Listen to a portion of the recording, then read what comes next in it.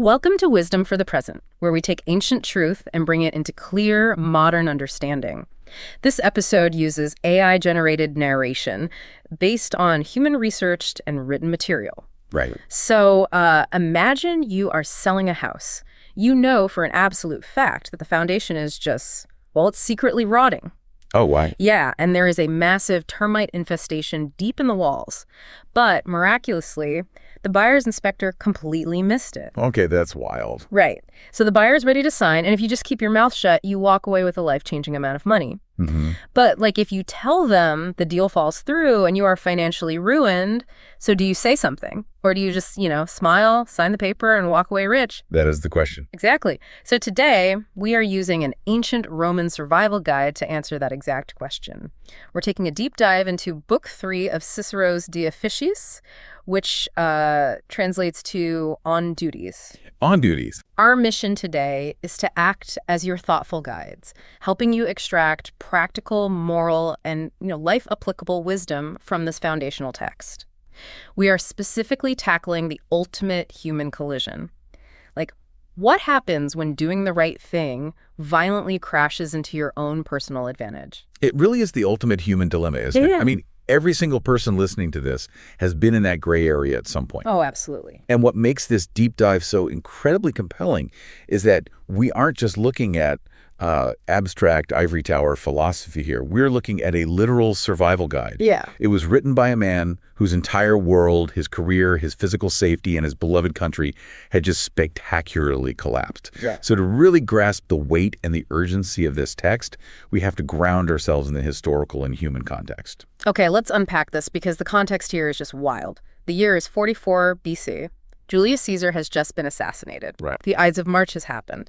So the Roman Republic, which is this institution that our author, Marcus Tullius Cicero, dedicated his entire life and immense rhetorical genius to defending its crumbling in real time. Exactly. The power vacuum left by Caesar's death has resulted in absolute chaos. Yeah. I mean, Mark Antony is rising to power, bringing what Cicero views as a new, even more dangerous tyranny. Yeah, which is saying something. It is. And Cicero is a staunch defender of the old republic, which means he is now a massive target. He's been forced out of Rome. He had to run for his life. Right. He describes this terrifying situation where the Senate has been essentially abolished. The traditional courts of law are closed. Wow. And he is kept away from practical politics by what he literally calls armed treason, like thugs and soldiers are roaming the streets. So he flees. He's wandering from country estate to country estate, often entirely alone, just hiding out. And in the middle of all this sheer terror and political collapse, he is thinking about his son. Yeah, Marcus. Right. His son,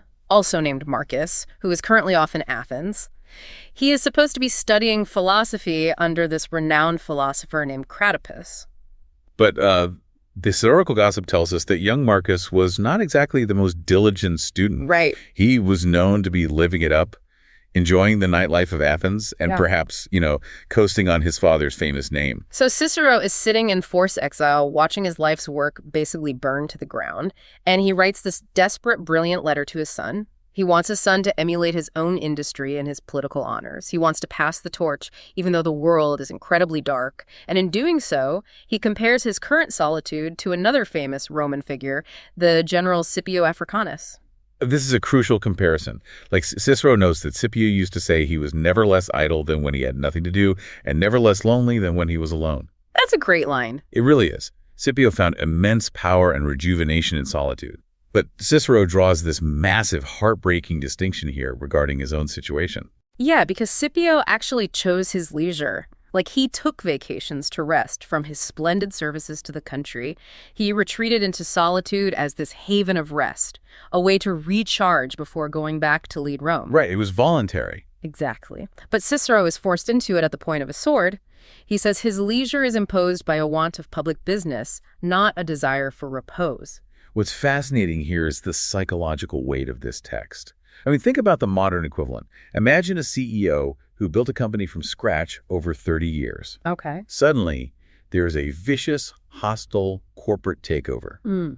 Their life's work is dismantled piece by piece by people they consider to be absolute criminals and frogs. Oh, that would be devastating. Now, this former CEO is sitting out in a cabin in the middle of nowhere with absolutely nothing to do.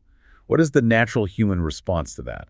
bitterness, just utter cynicism. You write a furious tell-all book, or you just drink yourself into oblivion. You surrender. So how does someone in a state of forced exile, watching what he literally calls miscreants run the world, manage to write the ultimate guide to doing the right thing, rather than just becoming deeply cynical? It's an incredible display of resilience. Yeah. And it requires a fundamental shift in perspective. Like, Cicero's answer to that creeping cynicism is to construct a bulletproof philosophical framework. Right. He refuses to let the corruption of the external world corrupt his internal mind. He realizes that while he cannot control Rome, he can control his own soul. Wow. He extracts the good from the evil of his situation. In fact, he writes more in this short, terrifying period following the downfall of the Republic than he did in many years while the Republic stood. That's amazing. And to build this framework, he turns to the ideas of a Greek Stoic philosopher named Panatius. Which leads us perfectly into the core wisdom of our deep dive. So Panatius was this prominent Stoic who had previously established a framework for how humans should determine their moral duty. Right. He said there are 3 general heads, or like 3 rules for making a decision. Right. When you are faced with a choice, Panatius says you must ask 3 questions in order. First, is this act morally right or wrong? Like, does it align with justice and virtue? Okay, makes sense. Second, is this act expedient? And by expedient, we mean, is it advantageous to me? Does it bring me wealth, health, power, or comfort?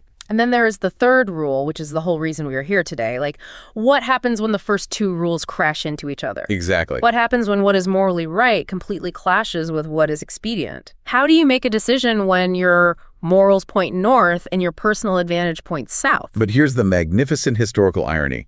Panatius never actually answered that third question. Wait, really? Yeah, he wrote 3 whole books covering the first 2 points in agonizing detail. He explicitly promised to address the third point regarding the clash between right and expediency. And then he just lived for 30 more years without ever writing it down. It is the ultimate philosophical cliffhanger. He just leaves his students hanging for 3 decades. Yeah. So Cicero, sitting in his forced exile, takes it upon himself to complete this work. He tells his son he's going to fight his own battle to finish what Panatius started. Right. But to do so, he has to establish the Stoic baseline. Because Cicero isn't just offering folksy advice here, he is building a rigorous, logical argument. Precisely. To understand Cicero's argument, we have to briefly unpack the mechanics of Stoic philosophy. Okay. For the Stoics, the universe is governed by something called the logos, which is universal reason or nature.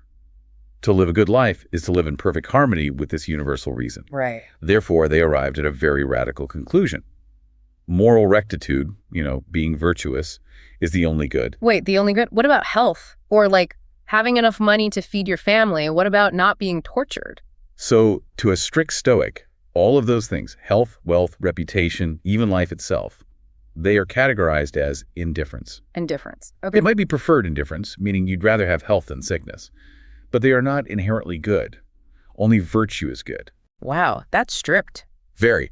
Only your moral character has true value. Because virtue is the only good, moral rectitude, and true expediency can never actually conflict. Yeah. A logical impossibility for them to clash. Okay, let me make sure I have this straight. Because virtue is the only thing that actually benefits your soul if something is truly advantageous to you. If it is truly expedient, it must, by definition, be moral. Yes. And if something is immoral, it damages your soul. So it cannot possibly be truly advantageous, even if it makes you a billionaire. Exactly. So when people think they are experiencing a clash between their morals and their personal advantage, what they're actually looking at is just a specious appearance of expediency. It's a specious appearance. It's an illusion. Right. You think stealing that money is expedient because it buys you a nicer house, but it is actually destroying the only thing that matters, your moral character. But the text gets really nuanced here, and I think this is where it becomes highly applicable to you and me. Cicero makes a massive distinction between absolute goodness and what he calls mean or second-grade duties. He says absolute goodness is attainable only by this perfect, ideal, theoretical wise man. It's a state of flawless, unbroken virtue. Right, the Stoic sage.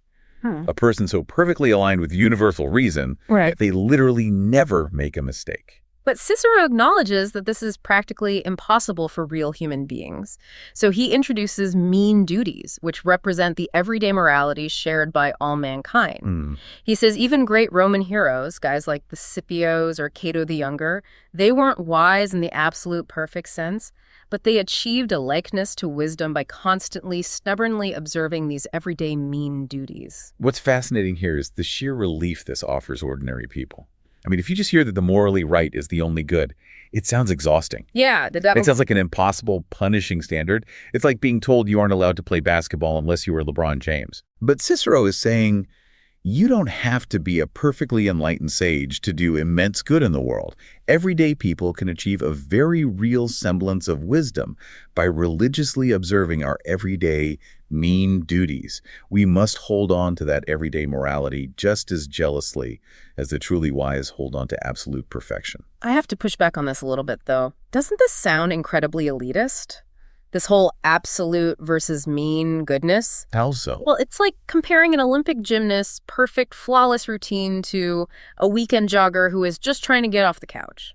Does acknowledging that we ordinary people are only capable of second-grade goodness give us a free pass to lower our standards? Like, oh, well, I'm not the perfect wise man, so it's fine if I cut a few corners on my taxes. It is a totally valid concern, and Cicero actually anticipates it. His answer is a resounding no.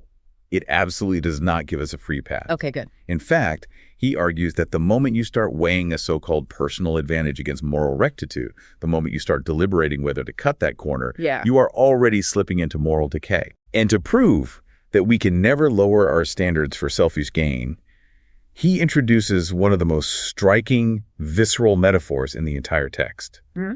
He asks us to look at the biology of the human body. Oh, the social body metaphor. This is powerful. It really is, because it explains the why behind his entire philosophy.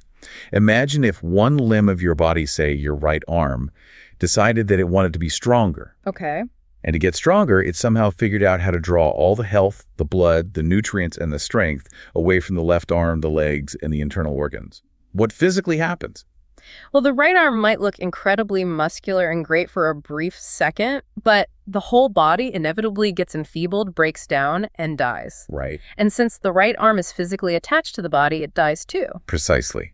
Cicero says human society works the exact same way, and this goes back to Stoic physics. Yeah. The Stoics believed in the cosmopolis, the idea that all human beings share a fragment of the divine logos. Right, the universal reason. Exactly. We are not isolated individuals. We are literally connected by universal reason. We are cells in a single organism.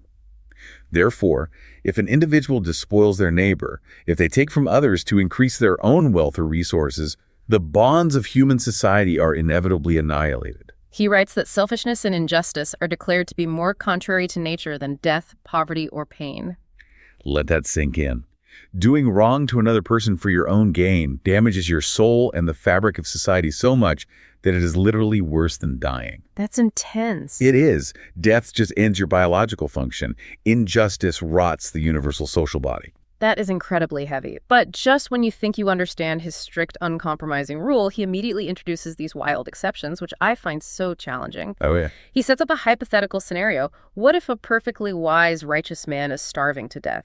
He is down to his last breath.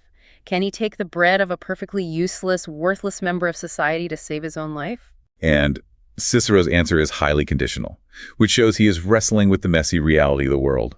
He says, first of all, no, you cannot take the bread just to save your own life, because your biological life is not more precious than the moral temper of your soul. Right. However, he says, if the wise man's survival would render a signal service to the state and to human society, then he can take the bread. Wait, how does that not break his own rule? Because the justification is entirely based on the common interests of the social body, not the individual selfishness. The wise man isn't taking the bread because he is afraid of death. He is taking it because the social body needs his wisdom to survive.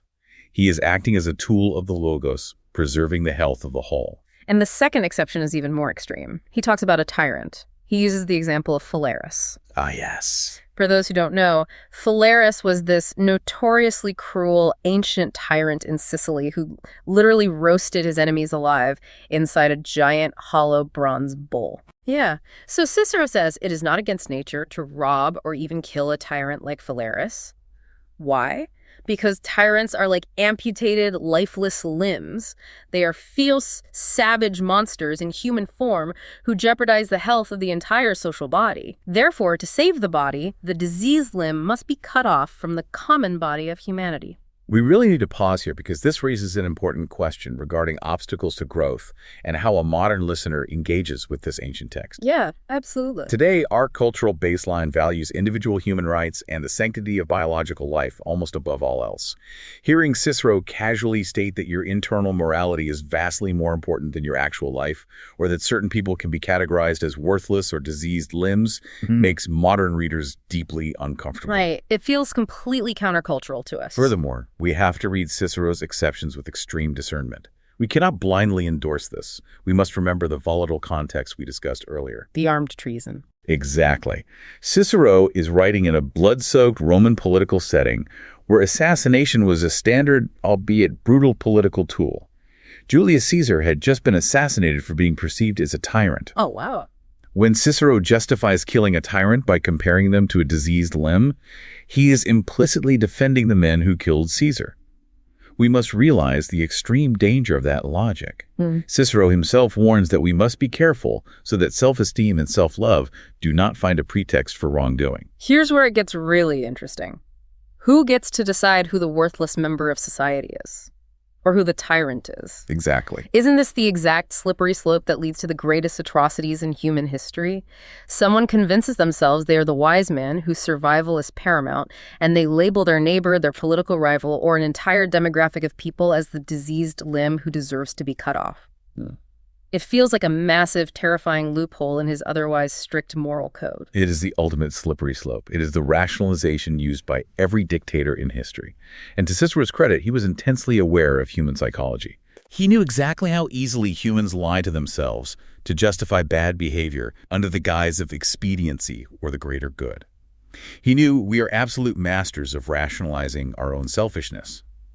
And this brings us to a legendary thought experiment that Cicero uses to test human honesty. I love this part. He wants to know what happens when the threat of social consequence, the fear of being caught, the fear of prison, the fear of public shaming is removed entirely.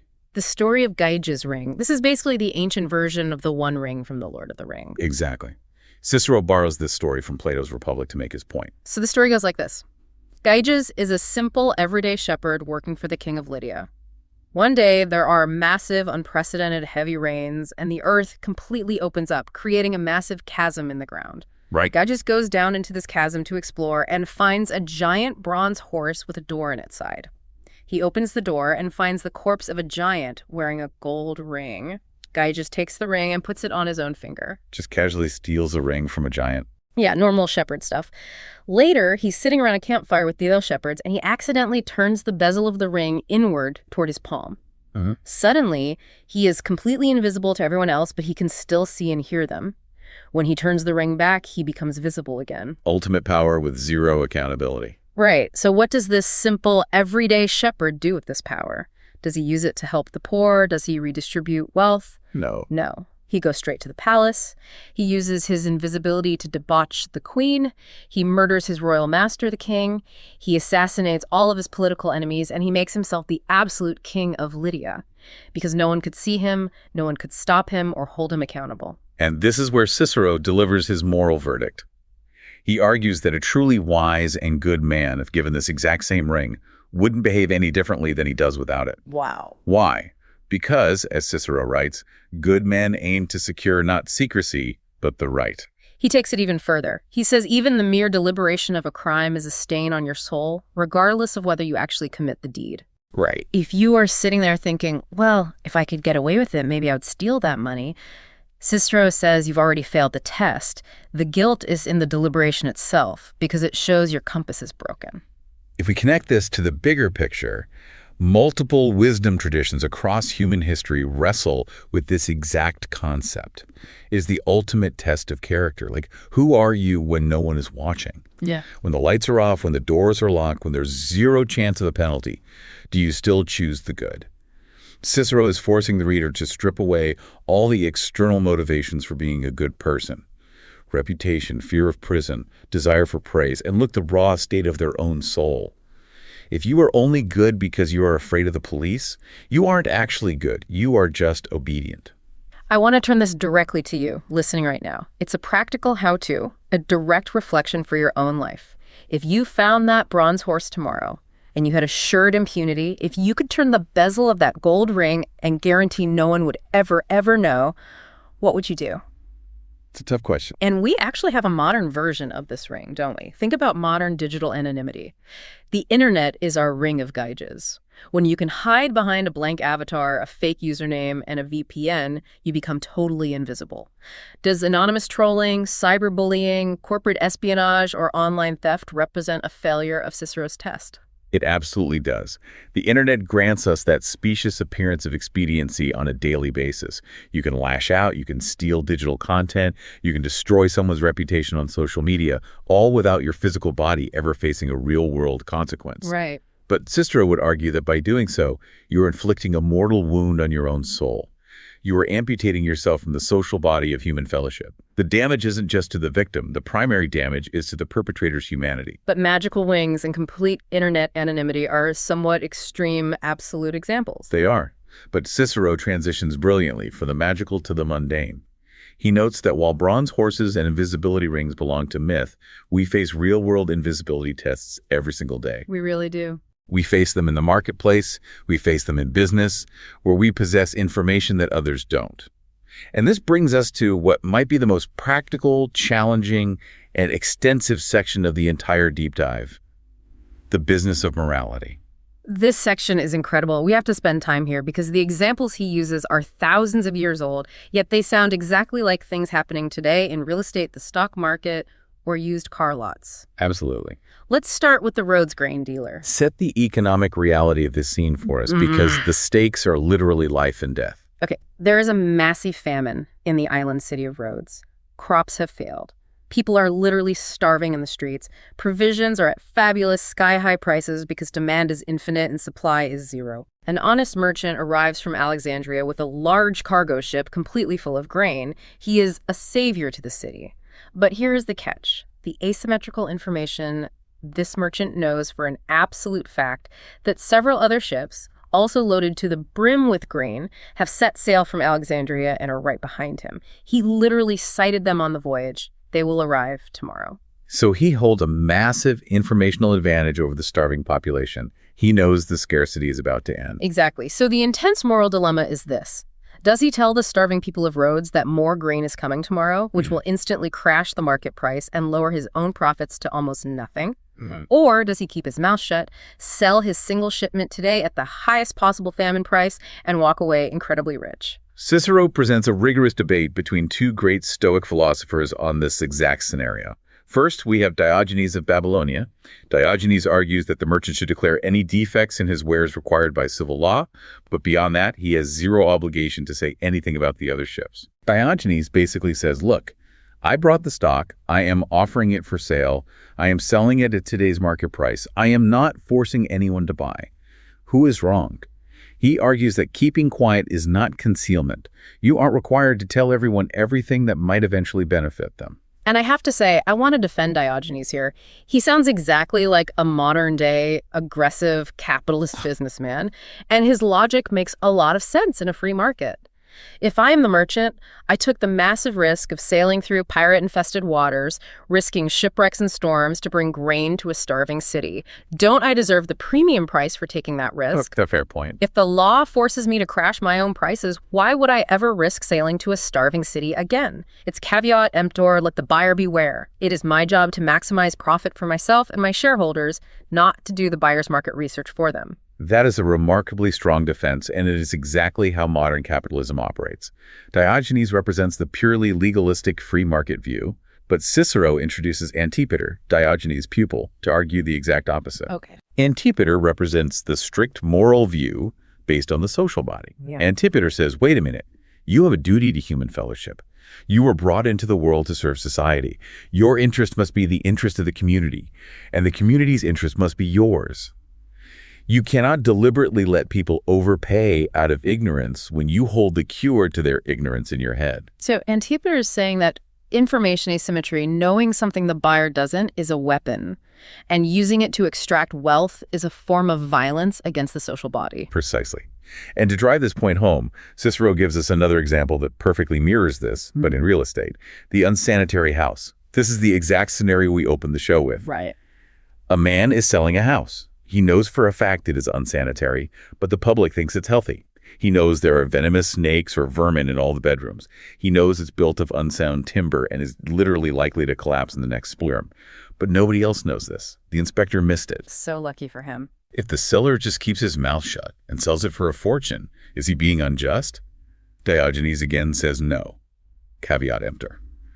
The buyer exercises their own judgment.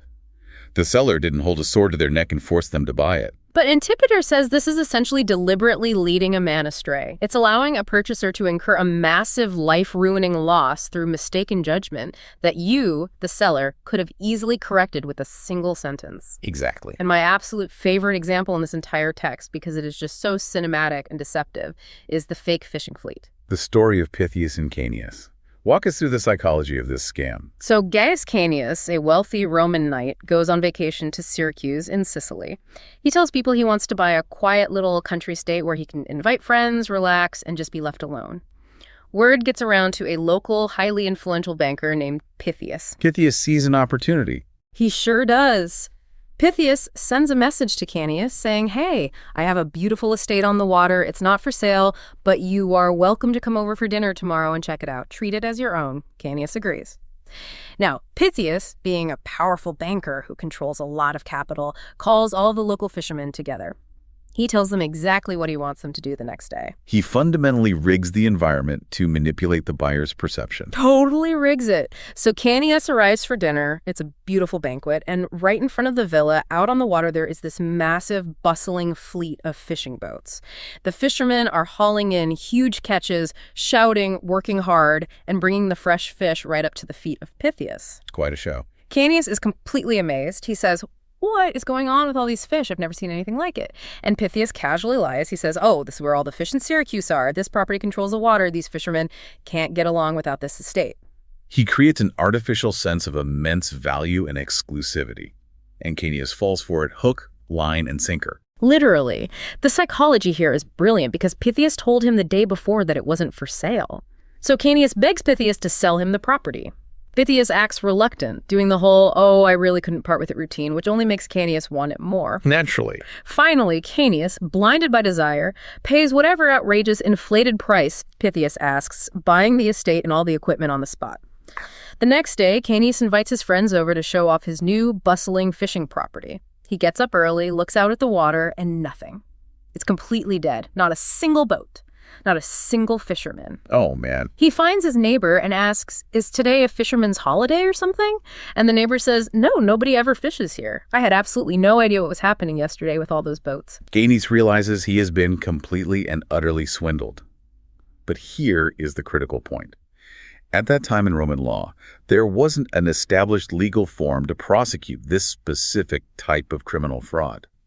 Pythias didn't technically forge a document, he just threw a theatrical performance. But morally, Cicero absolutely eviscerates Pythias. If we connect this to the bigger picture, Cicero isn't just telling fun, entertaining stories about ancient con artists. He is building to a very specific, uncompromising verdict on the intersection of business, law, and morality. He is. Cicero ultimately sides entirely with Antipater in all of these debates. He rejects Diogenes' free market caveat emptor defense.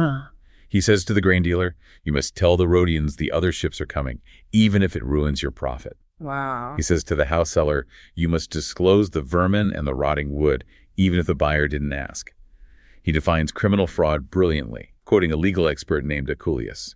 He says criminal fraud is simply pretending one thing and practicing another. So what does this all mean? I have to be honest, reading this from a modern perspective is wild. Cicero is actually saying that keeping a trade secret or exploiting a buyer's ignorance makes you a shifty, sly, artful scoundrel. If you know a competitor down the street is selling the exact same product for cheaper, Cicero implies you have a moral obligation to tell your customer that. That is a radical, almost incomprehensible clash with modern capitalism. It is a profoundly radical stance.